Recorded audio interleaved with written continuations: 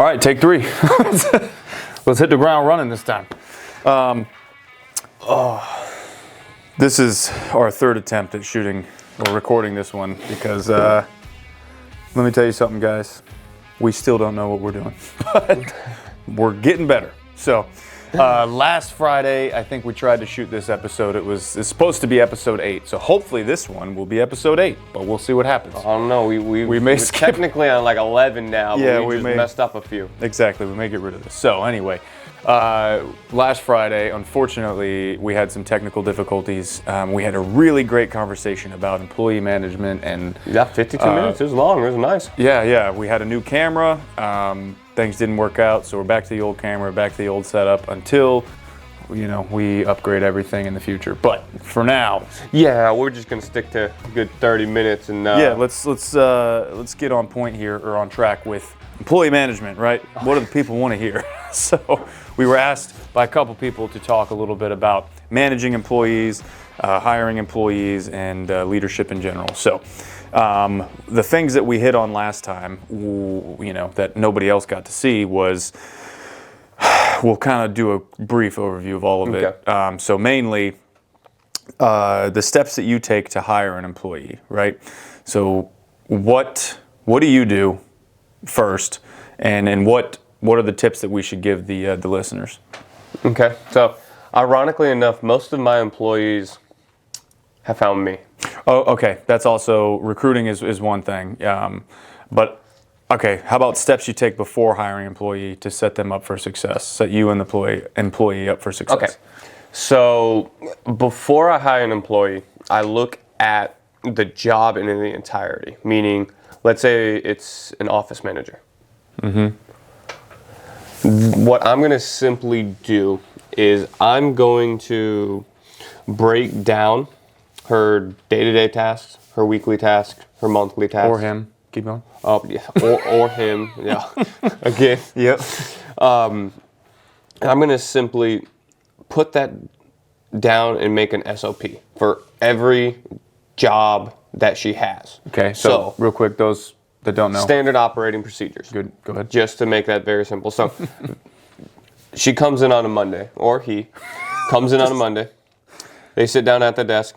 They know what to do right at 8 o'clock. Mm-hmm. They know they need to check the emails that came through, hit any of the follow-up calls that came through, and then right at 9, they know they have to start doing the daily checks for the carriers, making sure there's no debt, making sure none of my clients are sitting around.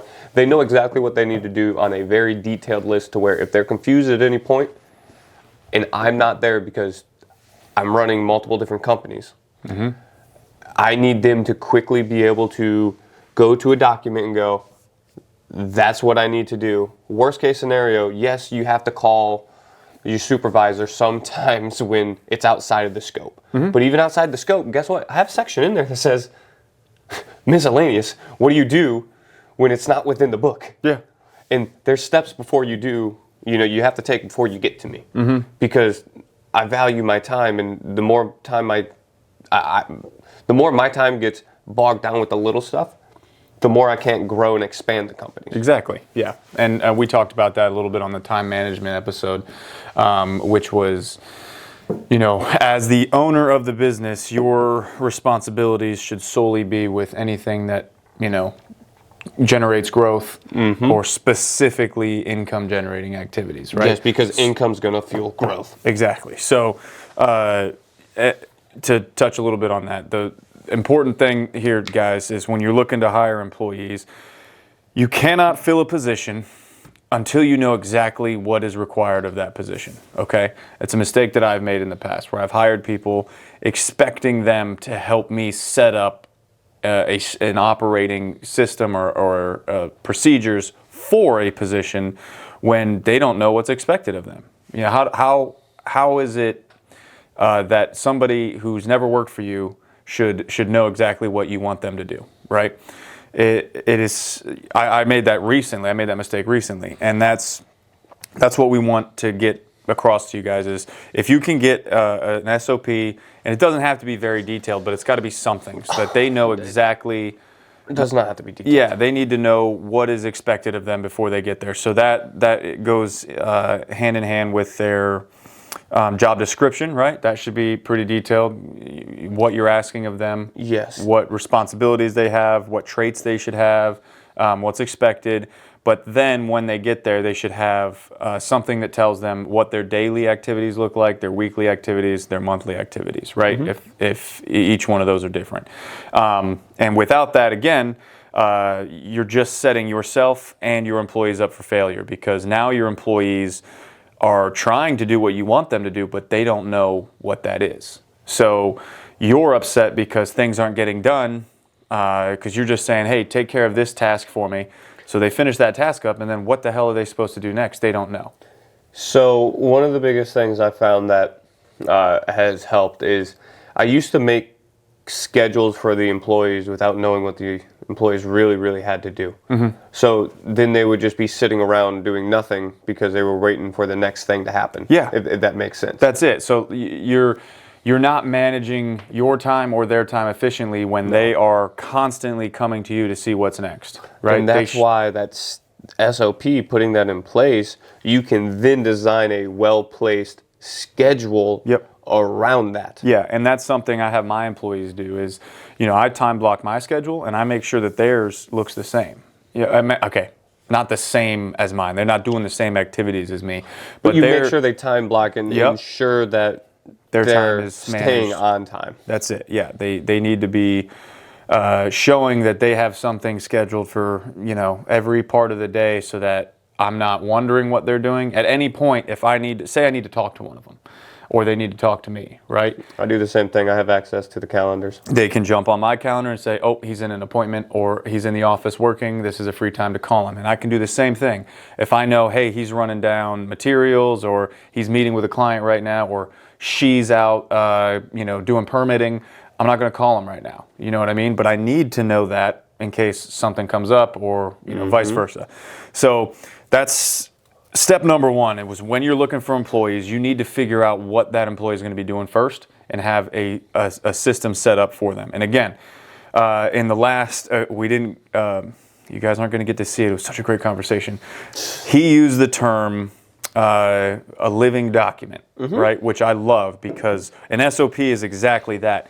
It is not something that you make once and it is done. It's and that's ever changing. Yep. You need to look at it quarterly, if not monthly, depending how fast your industry is moving. At the very least, quarterly, you should be making adjustments to your SOP. It is something that, as you're starting, if it's a new position, right, you have this SOP set up, and if it's a new position, it may be weekly. You find out, oh, you know what, we need to tweak this, and you change it weekly. And then you'll find, okay, now we've got it pretty close, and then monthly you review it and say, all right, we need to add this, and then you get to quarterly.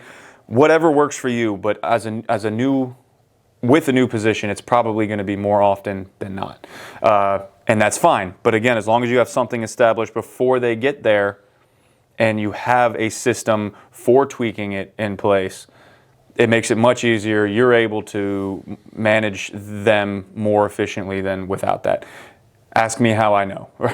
Like, I've been through this. I've hired people multiple times where I don't have things in place, or I've expected them to do it for you? Yeah, to be the person to do it for me.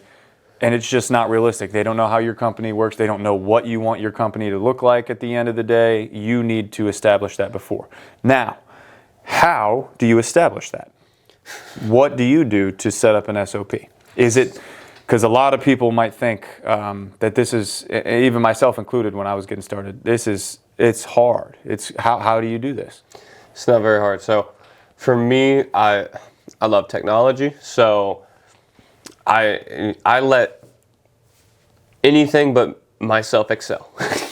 What I mean by that is, there's AIs out there that you can utilize that copies your screen to the T, to where at the end it puts it into a PDF guide, to where it shows screenshots where you clicked, and you can edit everything within that. So you can go, hey, step 1, go to this website. Step 2, click on the button that is in the picture. Step 2, this. And it walks them through, and then also at the end of it, shows a video of it. So you hit all the different teaching points in one step. So you can really build out, not to really dive into SOP, but you can build out the different chunks of the SOP very quickly by utilizing different, AI, different, just softwares out there. Now, for the simple fact of finding out what your employees do, I challenge you for a week straight. Just write down every task that you do within your business, and at the end of the week, you're going to realize you did a lot of stuff you don't want to do. Yep. And that's the list that you make. So I like that a lot. Like he just said, get a list of everything that you've done and then figure out those things that aren't the best use of your time. And it's really what isn't making you income or what is not allowing you to grow. You task those off so you can free up your time to be able to get to those activities. Right, and it's hard when you're first starting and you're the only employee, right? Because we've all been there. How do you figure out what those items are? Like he just said, you write down everything that you did for the week, and then you figure out, okay, this one, maybe it's not that it's not generating income or it's not generating growth, but it may be a super simple task, right? That your time doesn't need to be wasted with. So something as simple as, like for me, we track our receipts for every job to keep our job costing, right? Anybody can do that. All I got to do is show them how to enter a receipt into our job tracker, right? Yeah. So it's not generating it. I mean, it does generate income. It tells us where we are, but something very simple like that, right? If I'm looking at my list at the end of the week and I spent 2 hours tracking receipts, that's crazy, right?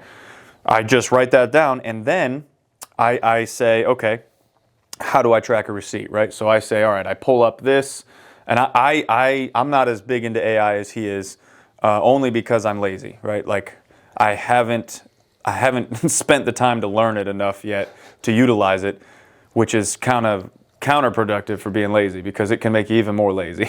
I can be lazier if I would utilize AI. Well, the ironic thing is, and I'll hit on this, if you have the willingness to learn, AI can change everything in a matter of 15 minutes. That's all I'll say.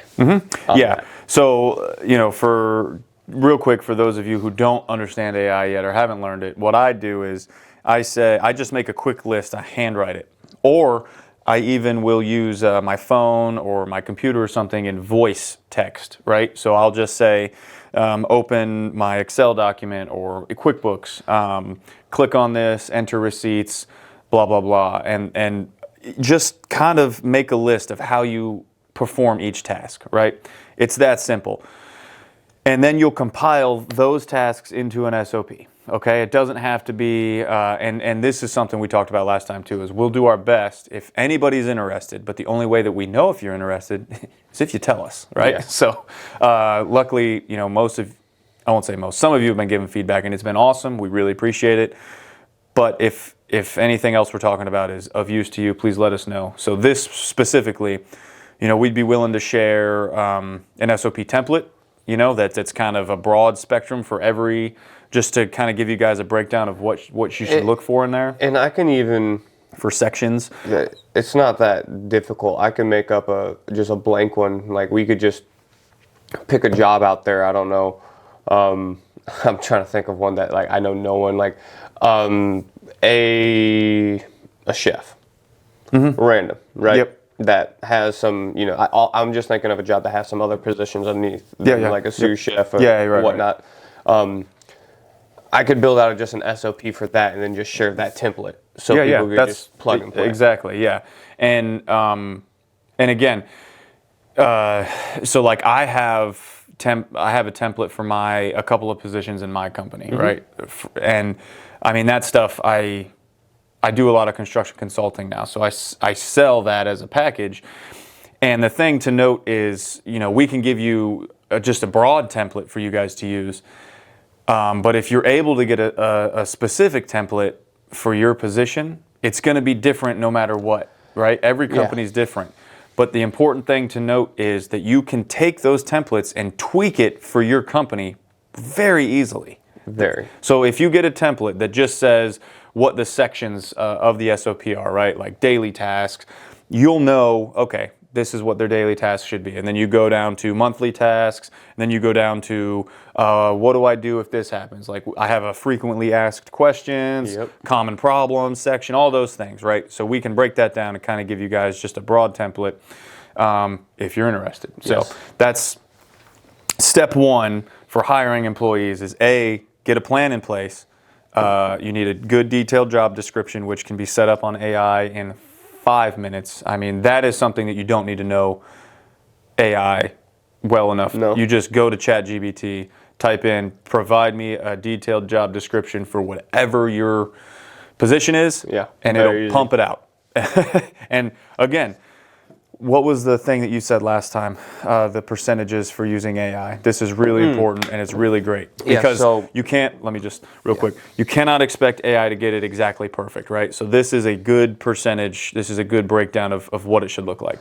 So for all my tasks, I teach all of, anyone who works with me understands this concept because this is how I work in entirety. 10 to 20% of the initial work is done by me, meaning when it comes to AI specifically here, I am doing 10 to 20% of the prompting. I'm doing the main command, telling it what you want it to do. What I want, and I'm being very, very, very specific with that, and I cannot hint on that enough. These AIs only work on good prompts. If you give good it information, right? I want an SOP on how to do blank. You're not going to get a very well detailed anything. Right. But oh geez. So spend 20% of the time. 20% building the initial prompt, and then I let the actual infrastructure, the AI, do 70% of the work. I'm letting it do the majority, putting the fluff in there, making the content. Then I'm taking the rest of the last 10%, which is really just fine-tuning it, making it a tailored product that is only going to be, sold by or given out by me. Right. That really has the approving stamp that really seals the deal. So 20% up front, you want to do the work. 70% you want to let the AI do the heavy lifting. 10% is you putting the seal on it, just doing the buttoning up, crossing the I's, dotting the T's. Well, backwards there, but Yeah. Yeah. So it's important that you know that you have to be as detailed as possible when you're working with AI. At the beginning, up front, the more information that you give it, the better the results that come out are going to be. But they're not going to be perfect. That's the most important thing. No matter what you do, it's not going to be exactly the way you want it when it's done. And I can't hint at this enough. It's not going to always be dramatically or legally correct either. Yeah, exactly. That extra 10% definitely, I'll use my field as an example. So my field being insurance, retirement plans, it's very easy to get something wrong in that field. There's a bunch of stuff out on the internet that the AI has access to that isn't correct. Yep. But guess what? The AI thinks it's correct. So that 10% at the end can be the difference of me losing my license or not by putting that information out there. And that's what is so detrimental to understand. It's that 10% at the end is the difference between you having a good product or just Yeah, and it's good to note too. So for those of us that don't pay for AI, so ChatGPT 4 you have to pay for, and that's up to date with everything that's on the internet, right? Not up to date with everything. You have access to like Bing and stuff on there, but it's not like the database itself is not. I think it's like September 2023. Like 2023. It's still new. So, but ChatGPT 3.5 or whatever that's free that I use is only like 2020 or something. 2021. Yeah. Okay. So, exactly. And for example, for my industry, building codes changed this year. 2023 building codes took an effect in January of this year. So if I'm using and I'm asking it to come up with something related to building codes, it's going to pull from the last code cycle, and it's not going to help me at all, right? So the 10% at the end is very important that you know to go back in there, and this is where you make all those tweaks to make it tailored to your company, your brand, and specific to your position. I mean, whatever you're using it for. SOPs. There's so many things you can use it for. And this, episode isn't supposed to be about AI. We'll probably do one specifically on that because this man, gets paid to teach classes about this stuff. So we'll give it out on here for free because we're great. But anyway, that kind of stuff is super great. But having that system in place before you hire an employee sets you guys up for success. If you don't have it, you're going to have problems. You're going to feel like crap because your employee's not performing. They're there thinking they're doing a good job, and there's no way, for... Nothing's worse than an employee, and it kills me when I have an employee that just doesn't understand how to follow SOPs, but wants to do really good. Mm-hmm. Have you ever had one of those? There's just total disregard to everything, but tells you consistently, "Oh, I want to do really good. I want to do really good. I want to make sure I can make this really efficient." But yep. So let me ask you this: what happens then when you hire the wrong employee? And it's great. Even if you put the right standards in place, absolutely, and they just don't meet the standard. And it's not the fact that they're not a terrible person. They just don't do the So here's the other thing that we talked about last time was, all right, you've got the system in place. You've got an employee in-house, right? So now how do you hold them accountable? Well, you have that system. You've got those responsibilities detailed out. You've got their daily tasks, right? So that is the first way that you hold them accountable. They're not performing the tasks that you have set forth, right? So it's very clear that they're supposed to get A, B, and C done, and consistently they're only getting B done. Maybe they only got A done this week, blah, blah, blah, right? So, but again, without that system in place ahead of time, there's no way to track that. There's no way to hold them accountable and tell them, hey, you're screwing up. And that's the key portion there. Exactly. It's hard to fire someone, or however you want to say it. Let them go, lay off, whatever. It's hard to fire someone when the blame is on you, the boss, because you did not give them clear instructions on what to do or hold them responsible for those actions. Right. So you have those clear, detailed, steps and responsibilities as to what they're supposed to be taking care of. Okay. Yep. So you've got that set. They're not taking care of them. So what I do is right now I do quarterly reviews. Right. There's been in the Marine Corps. It's a little bit different. It's called counseling, but we would do them monthly with our junior Marines or our subordinates, right? Yes. So you can do whatever works best for you. Right now, I typically do monthly, but I'm in sales, so I want to make sure that sales is if you're in sales specifically, you're make sure everyone's doing good. You've got specific targets you need to hit, and you're constantly adjusting, and I understand that. So I do quarterly reviews. Most companies, the generic company is doing a yearly review. Maybe, and that's usually the employee coming in going, I need a raise. I haven't had anything yet. Yeah. So, but like, it. most companies aren't saying, hey, it's your year review, get in here. It's the employee saying, you told me I was going to be reviewed for a raise at a year.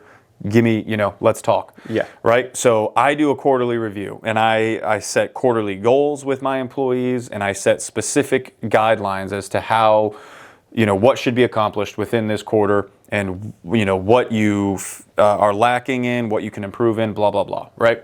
So we do all of that every quarter. Now, you have all that set up, and like you said, they're still not performing. What else is left to do? Is there anything left to do? Honestly, after you give them the one warning, I'm not a big component of continuously. I don't like repeating myself more than once. Right. And which, for those of you who don't have employees or are on your first employees, firing somebody is the hardest thing that I've ever had to do, for sure. Like, it is not easy, especially when you go out of your way, you hire these people thinking, oh my gosh, this is going to be the best decision I've ever made. They're going to take so much weight off my shoulders. They don't perform the way that you expected. Mm-hmm. And it just, I want good for everyone I work with. Yep, exactly. But what I've realized in the past, and the more and more you do business, you'll realize is more emotionless the more you go. Yes, yeah, you take the emotion out of it further in that you get, for sure. Because it's just based off of data and where's my, metrics at the end of the day. If they're negative, I need to move. Like, Yep. You're not moving with the company. But what I've noticed is you can't drag people along if those people don't want to be there or they're not developed enough. Yep. It's not worth the time. Right. I wanted people who are willing to grow and are willing to adjust with a growing company, if that makes sense. That's it. And again, it's very hard, but it's necessary if somebody's not performing. You have to take the emotion out of it, and you have to be the leader of the company and the boss, the manager, whatever you want to call it. You have to be able to make those decisions. Now, if you follow the advice that we given at the beginning and set all these things up ahead of time, It makes it easy. Yeah. It takes the emotion out of it, because at the end of the day, you can look back and go, hey, John, you did nothing in the office this week. You didn't answer any of the calls. You didn't answer any of the emails. I've reminded you Wednesday. You didn't do any of it. It's Friday, and now I have to go deal with 2 hours of my own time doing this. I can't have that. Yep. It's not based off of, John, I don't like you as a person. No, it's based off of numbers, so he knows it's based off of his performance. Exactly. And you make it off those metrics, and it's not then about, hey, Chayton, I didn't like you today because you didn't bring me a coffee. Gone. Like, right. It's not about that. And the other thing to note is, it becomes easier to let go of those that aren't performing, but also it reduces the amount of times that happens, right? Because you've got all that established. They know what to expect going into it, and you know what to expect going into it. And I don't want to go, because we had 50 minutes last time, so we're gonna keep going. There's no way that we hit the next. We've got 4 minutes left. Yours is a little behind. Okay. So we'll keep going. So Okay. don't even worry about it. But so what I want to talk about real quick is what happens when you keep a bad seed in there to the culture of the company, because the culture. let's finish this and then move on to that, because that's the next. So yes, the last part of this was that we didn't talk about was to pre-qualify people before you get them. Okay. That's the other thing that I didn't do in the past, right? I would say, oh my gosh, I'm overwhelmed, I need a person, and I would go interview 2 people and hire one of them, right? Immediately, because I thought, as a company, the only way to grow is to get employees, Hire take this work slow. off my shoulder. Take as much time as necessary. I don't care if it's 6 months, a year before you hire the right person. Hire slow, because they are going to be the face of your business with you. That's it. And that's the biggest thing. They have to be able to take strides with you. Yep. And if you don't put that metric in there, you just try to take the quickest one, you can jeopardize your business simply by having the wrong office manager. Well, not even any employee. No, right. no, but you're right. You know what I mean. I'm just using an example. The first couple of employees, and again, I know this because I've done it. I've been through so many people. For me, it's an assistant. Right. That almost sank me. Yeah. So I've been through so many people, and it's, you get to the point where you start saying, and you sound like everybody else, oh, nobody wants to work, everybody's trash, like all these employees are garbage, which is not the truth. It's your fault for leading them incorrectly, not setting the correct expectations, and then rushing through the hiring process and not vetting these people correctly, right? Which is a hard thing to admit, but it's the truth. It's not that the employees are garbage, it's that you are a trash at getting this correct, okay? So if you take all these steps and prevent that, you'll find real quickly that you stop saying nobody wants to work, because guess what? You've built a team and your company's successful, and now you're not looking for employees because you found all the good ones, right? But I was just thinking that. You have to pre-qualify, you have to vet them. Always, last little tip before, when you're pre-qualifying, call all of the references. Call all the references, but most importantly, call the companies that they used to work at front desks, because more often than not, a lot of people nowadays will just be putting their best friend as their reference, and you won't know. So call the office that they used to work at and ask for their supervisor. Don't just call the references. That is how you prevent, hiring the wrong people, and how to make sure that they are correctly managed once they're aboard, right? So now anything you want to add to that first? Because it looked like you had something rolling. Well, I was laughing on the sense that in the beginning, I always thought I never went to go try to steal anybody's employees or anybody's, and honestly, I haven't took anyone's Salesforce yet. I say yet.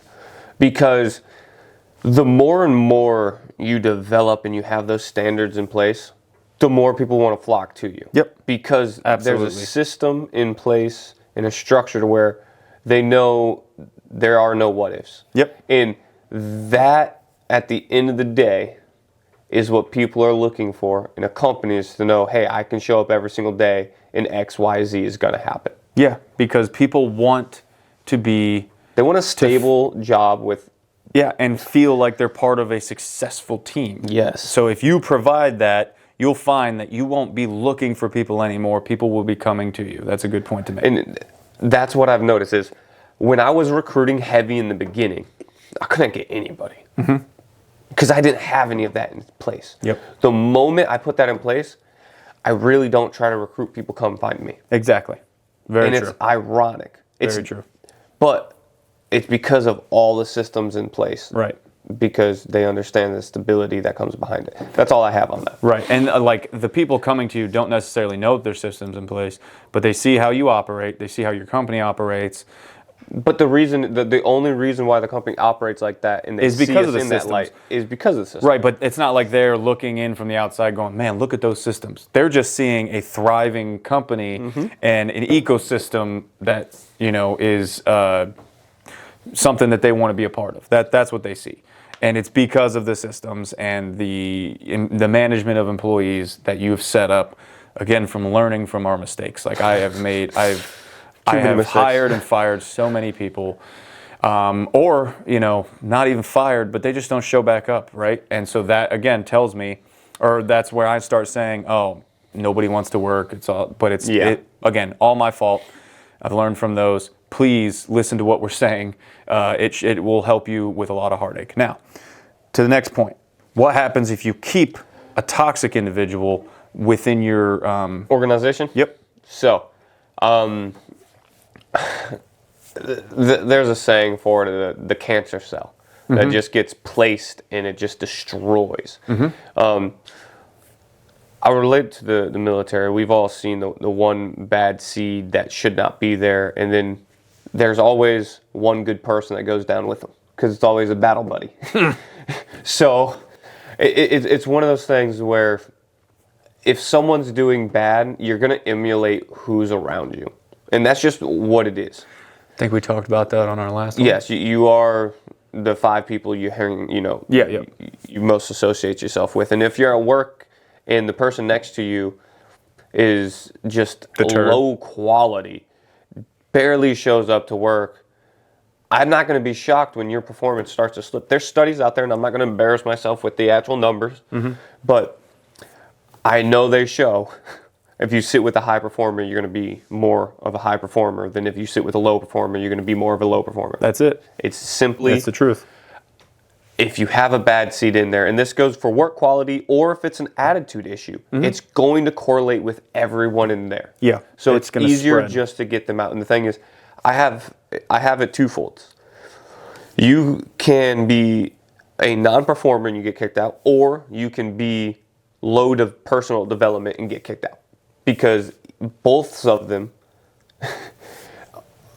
is an issue in itself, because they both promote bad behavior. Yeah. And that's what I refuse to have within my industry. Now,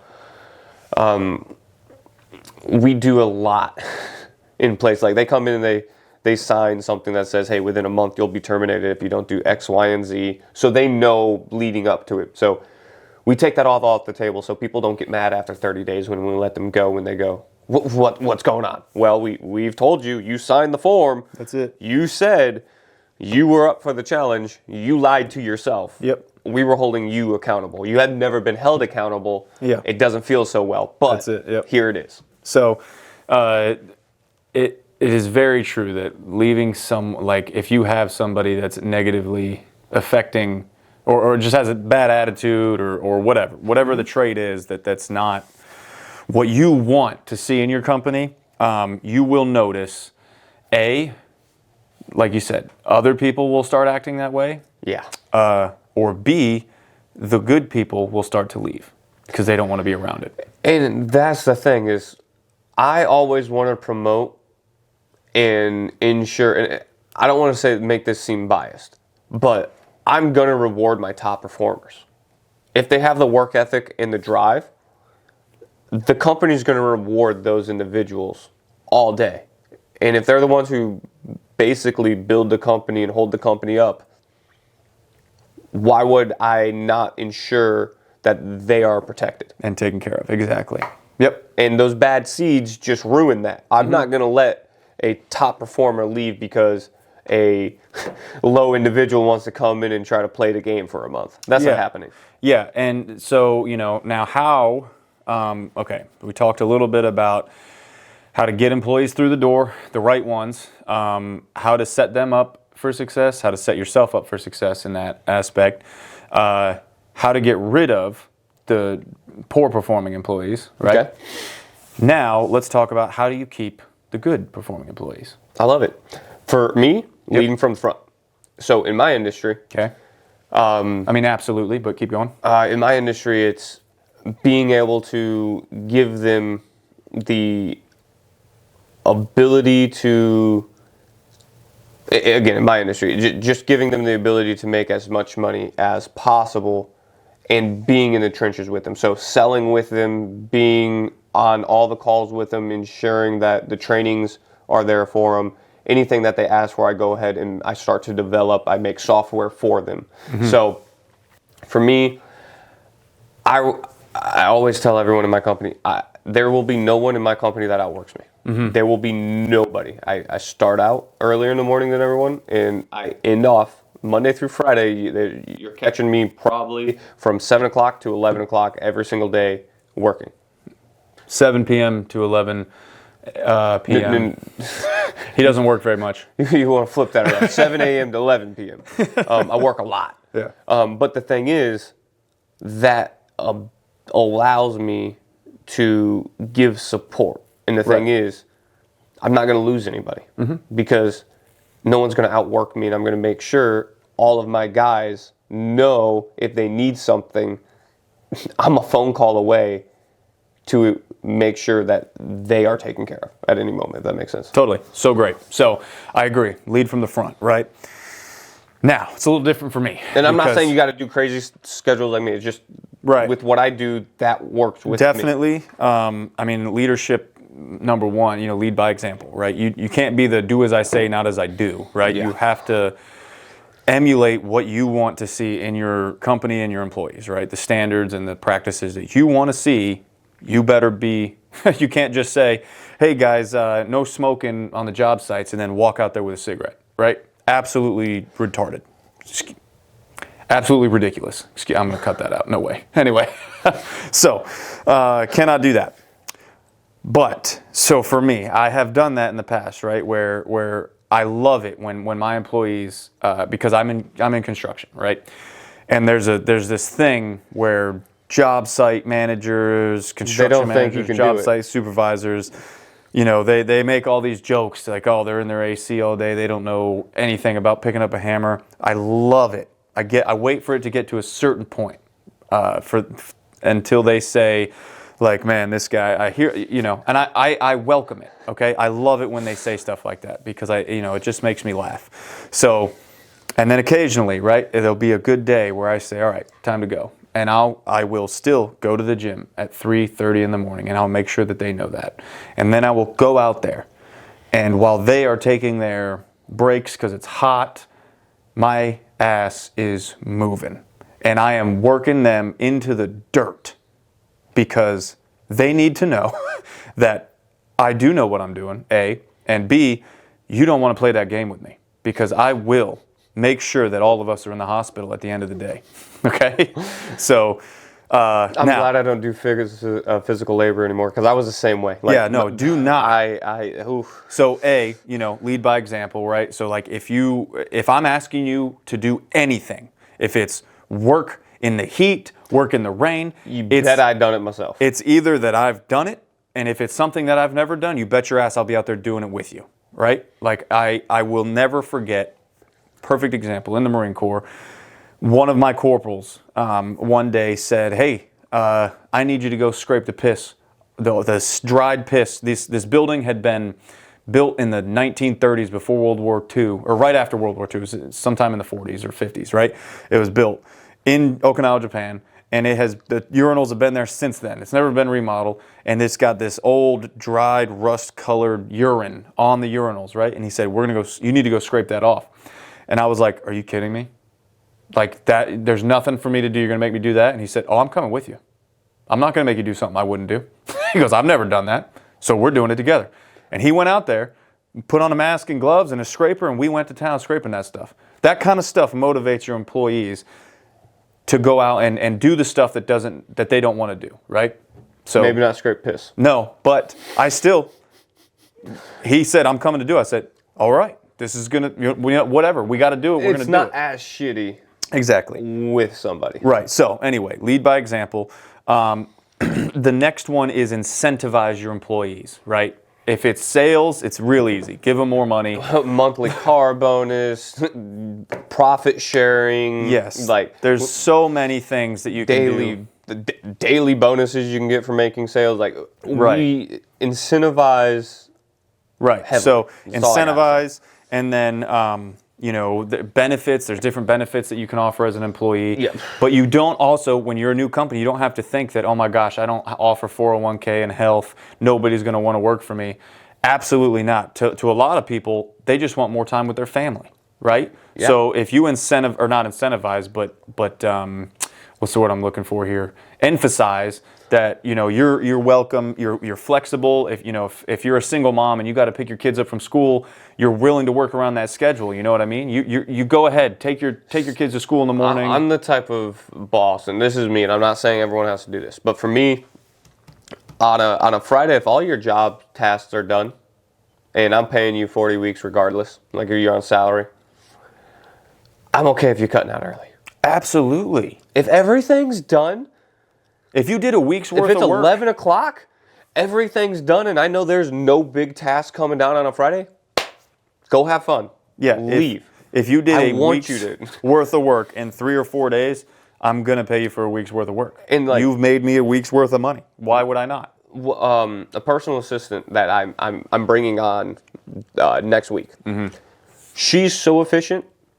I just pay her the money, and I don't care when she works. Yeah. It's when she gets the job done. Right. Because I'm not saying. Yep. Go ahead. Keep going. Everyone's like that. Please, no. That's very rare that you find the individual who can actually, they care that much about your business and your job that they're willing to put that much. Like, I call her at 10 o'clock at night, she's going to answer. Yeah. Like, it's very rare to find those individuals. Mm-hmm. But because she has that drive and has the ability to do that, I do not care. Mm-hmm. Because I know the job's going to be done at that time, no matter what. Right. If that makes sense. Yeah. So, it's very rare you're going to find an individual like that. Absolutely. Most people don't need someone like that. For me, I move around a lot. I travel. I need someone very flexible. Absolutely. So, those were the things. Lead by example, incentivize, benefits, whatever it is.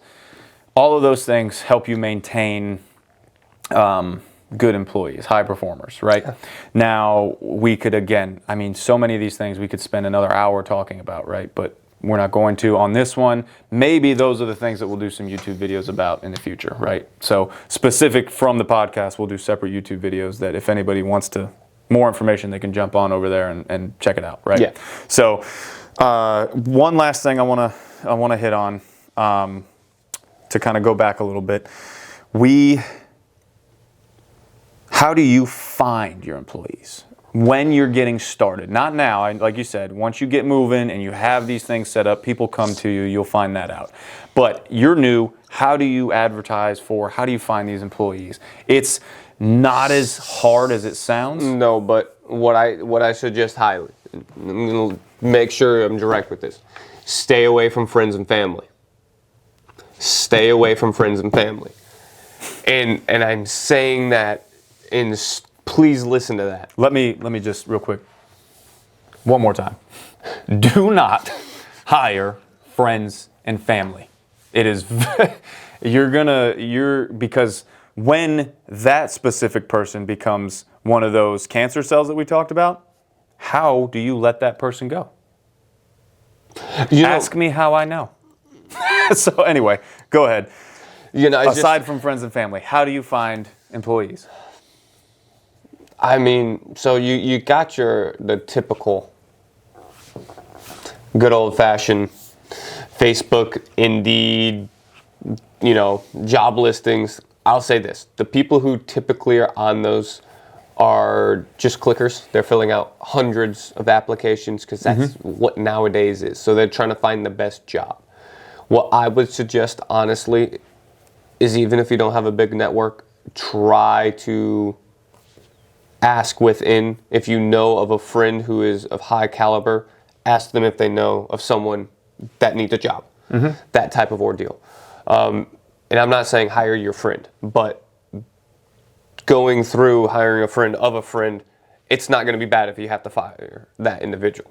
But it's already pre-screened. So, yeah. In a sense. And that's how I look at it because, like, my personal assistant, a very high caliber individual. She has a friend who also needs it, needs another job, right?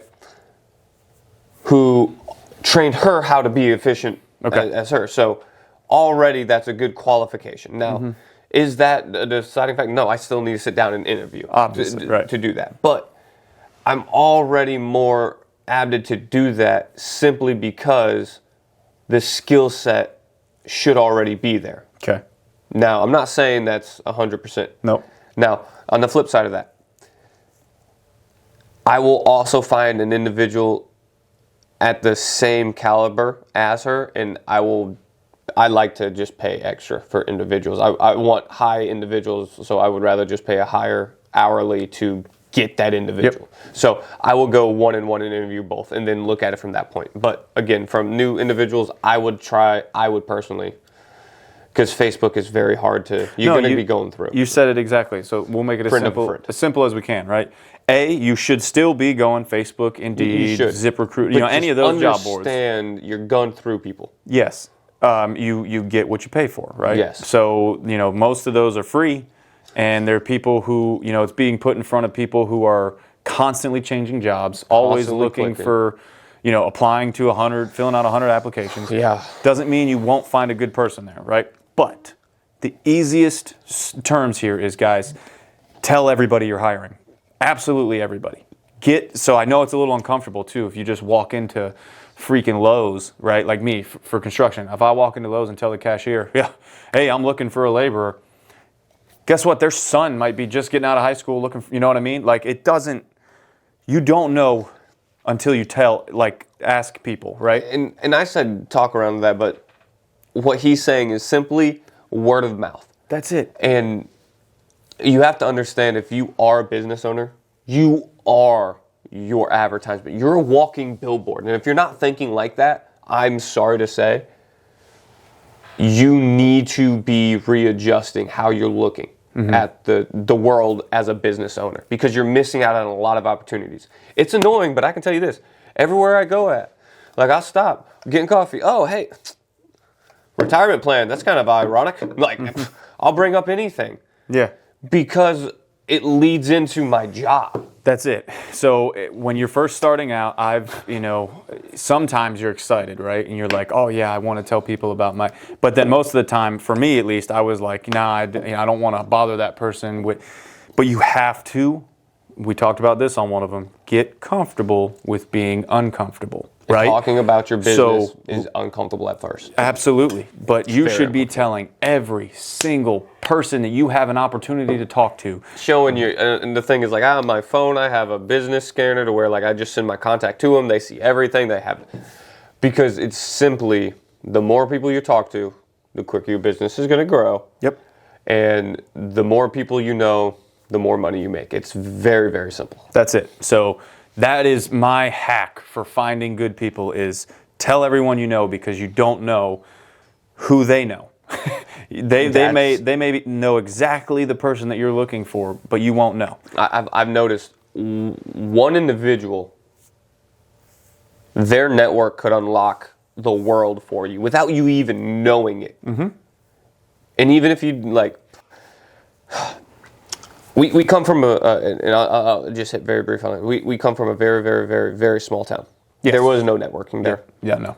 Nothing. So we talked about that on one too. It just took so long, but after the figuring out of the networking, it just comes from talking about the business all the time, being a walking billboard. It is tough to be the person that talks about yourself, but I promise you guys, you have to do it. You have to get uncomfortable and do that, because that's going to have more benefits for your company than anything else that you do.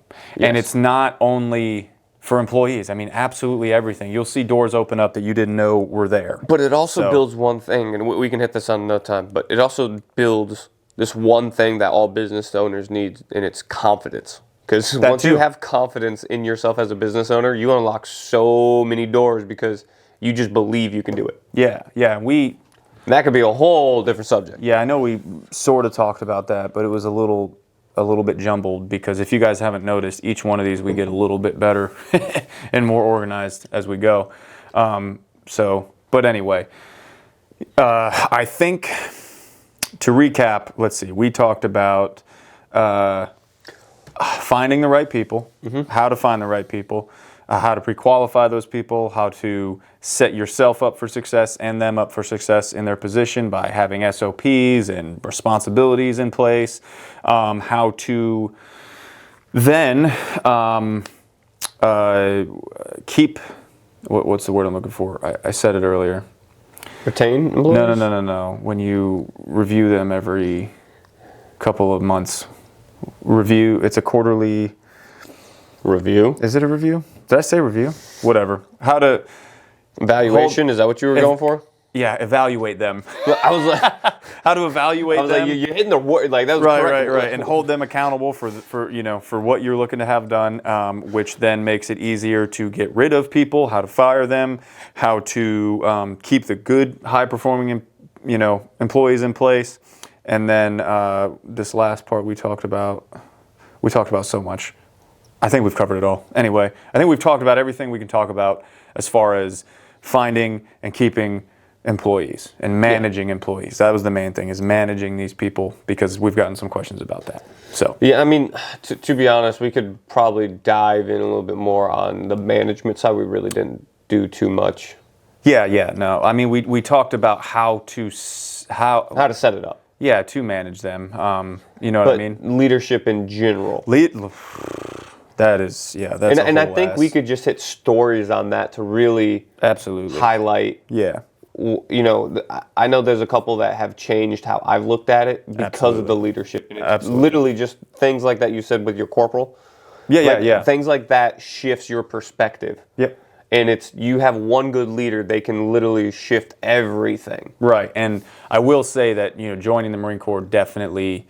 It taught me a lot about bad leadership and good leadership, but that bad also taught me how to become such a better leader. Yeah. Learn from other people's mistakes, right? But joining the Marine Corps, they harp on leadership. I mean, that's the only thing that you're taught for 4 years. Corporal, sergeant, that's... Yeah. So we have that experience. Doesn't mean that we're professionals in that area, but we bring that to the table for our companies. And I do say it does dividends over. Yeah. No, I believe it does dividends. I mean, you can tell walking into a company that is, ran by somebody who is prior Marine, not only prior service, but prior Marine. There's a difference. Just because of the leadership. But not important. You don't need to do that because you're listening to us. So you don't need to join the Marine Corps. Don't. We're going to give you all the tips here. All the tips that matter. So anyway, guys, we've been talking for 55 minutes now. So we're going to go ahead and call it. Do you have any last points that you want to No, we should wrap this up. Okay, last point. Don't hire friends and family. Yeah, all right, guys. Don't hire friends and family. we'll close it out there, and we will see you on the next one. Thanks.